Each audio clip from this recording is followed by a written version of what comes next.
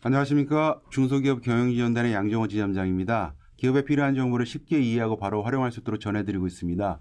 오늘 준비한 정보는 임원 유족 보상금 규정에 대한 내용입니다.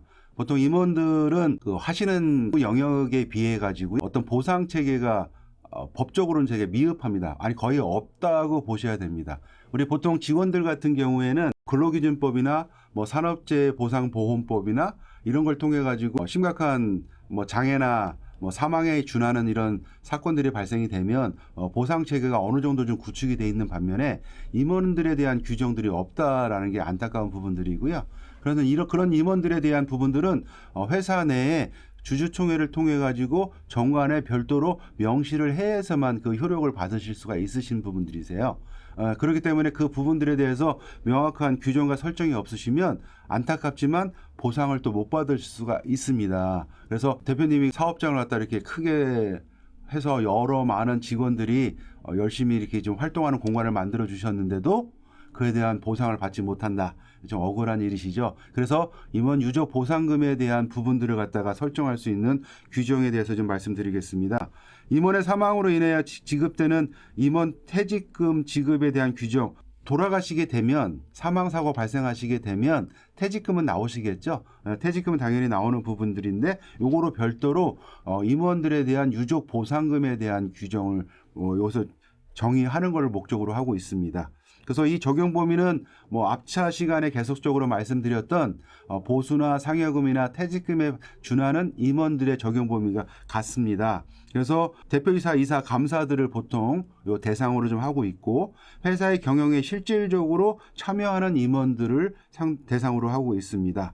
하지만 임원에 준하는 대우를 받더라도 별도의 계약에 의하여 근무하는 자는 그 별도의 계약에 의한다라는 부분이 있죠. 앞에서도 계속적으로 말씀을 드리는 것 같은데 호칭만 임원이신 분들, 실질적으로는 근로자 성격이 너무 강하신 임원분들에 대해서는 이 규정을 적용하지 않는다. 그럼 그분들은 그 근로기준법이나 산업재해보상보험법이나 이런 걸로 의해서 보상을 좀 받으실 수가 있으실 겁니다. 예, 그렇게 보시면 되시고요. 지급 사유는 업무로 인해 상해를 입거나 질병으로 인하여 업무를 수행할 수 없는 경우, 돌아가신 경우죠. 재직 중에 순직을 했다라는 경우.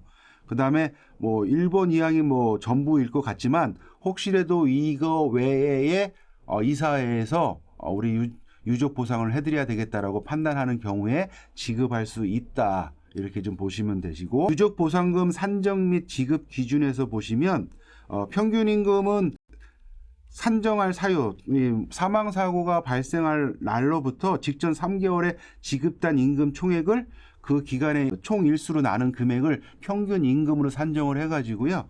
지금 여기 나온 예시에서 보시면 업무상으로 문제가 발생하시면 평균 임금의 1,301분.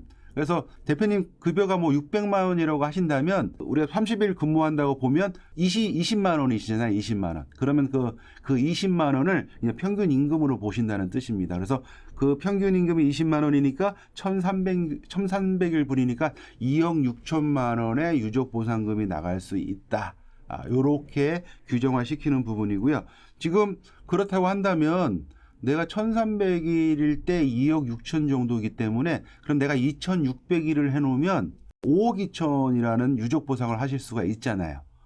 그러면 그 부분들에 대한 부분들을 일수만 계속 늘려놓으면 더 많은 유족 보상을 받을 수 있겠네 하실 수 있는 부분들이 있습니다. 또 실질적으로 정관에 그 부분들이 있는데 유족 보상에 대한 관련된 규정은 형평성을 좀 보셔야 됩니다. 근로자들한테는 지금 산업재해보상보험법에 명시된 1,300일을 기준으로 하면서 대표만 2,600일, 3,900일, 2배, 3배 이런 식으로 책정을 한다는 거를 갖다가 과세관청이 인정한다는 보장이 없습니다. 특별하게 그 임원께서 회사에 큰 기여를 해가지고 절대적인 성과가 있었다고 본다면 물론 그 부분도 인정할 수 있겠지만 그렇지 않은 경우에는 근로자와 임원에 대해서 너무 차별화를 두고 가시는 거는 좋은 방식은 좀 아니다. 따라서 지금 제가 드리는 요 예시에 보시면 1,300일 요게 산업재해보상보험법에 의해서 근로자들이 산재사고로 사망하시게 되면 책정된 일수가 1,300일입니다.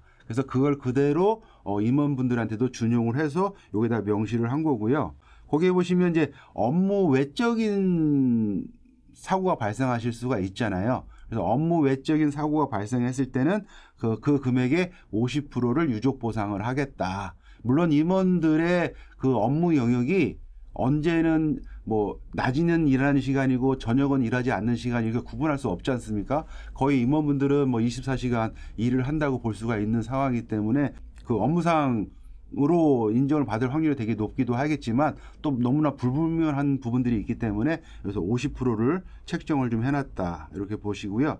유족보상금 지급 방법은 뭐 당연히 현금으로 지급을 해드려야 되겠죠. 네, 현금으로 지급을 한다. 지급 시기는 지급 사유가 발생한 3개월 이내에 지급을 한다. 이렇게 들어가고요. 여기 장의비를 책정을 좀 해놨습니다. 유족보상이 이제 1,300일 분인데요. 산업재해보상보험법에 보면 유족보상 1,300일, 장의비 120일이라고 근로자들한테 지급되는 부분들이 있어서 이거를 그대로 임원들에게 준용해서 임원들에게도 장의비를 120일분을 지급을 할 거다라고 여기 명시를 좀 같이 넣어놨습니다. 결국은 지금 선호하는 형태는 근로자가 수령하시는 유족보상과 임원이 받으시는 유족보상은 같은 부분들이신 거예요. 그 기준 일수는 같은 기준 일수인데 우리가 달라지는 거는 평균 임금이 달라지시겠죠. 임원의 임금이 600만 원이면 일당이 20만 원이신데요. 만약에 임금이 1200만 원이시면 40만 원이 되시는 거죠. 그러면 그걸 2배로 올릴 수가 있습니다. 그래서 일수를 2배, 3배 올리셔가지고 유족 보상을 충분히 이제 해드리려고 하는 부분보다는 그 임원의 보수를 올리셔가지고 그 보수에 의해서 유족 보상이 충분히 나갈 수 있는 방안으로 선택하시는 게 좀 더 안전한 방식이다라고 좀 말씀을 드리고 싶습니다. 그다음에 그 유족 보상금의 수급권자, 이 보상금을 받는 사람들이 있으실 거잖아요. 여기 보시면 이제 배우자 있죠. 사실혼 관계에 있으신 분도 해당된다. 그다음에 직계 존속이나 직계 비속. 그다음에 태아는 민법의 규정에 따라 태어난 것으로 본다. 태아도 받을 수가 있다라는 거고요. 그다음에 형제, 자매 뭐 이렇게 돼 있고, 그다음에 요 상황에서 벗어나시는 분들 중에는 최근친인자라고 표현이 되어 있는데 요 이후에는 민법의 이제 상속 순위에 따라서 받아가실 수가 있다. 이렇게 보시면 되실 것 같습니다. 그래서 그다음에 생계를 같이 하고 있는 유족의 범위라는 부분들을 갖다 이렇게 좀 같이 좀 명시를 좀 해놔서 좀 더 좀 명확하게 좀 해드리려고 요 조항이 좀 들어가 있는데요.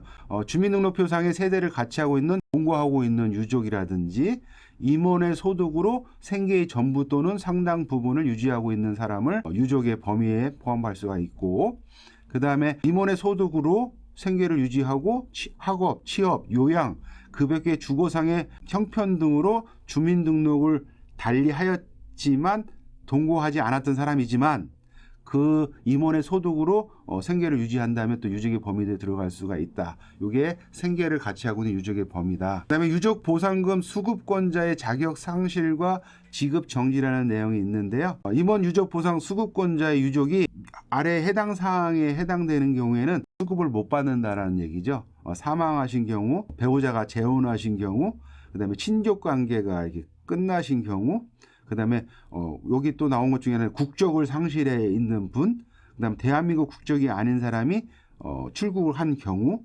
이런 경우에는 유족보상금 수급권자의 자격을 상실할 수가 있거나 지급 정지할 수가 있다. 이렇게 볼 수가 있습니다.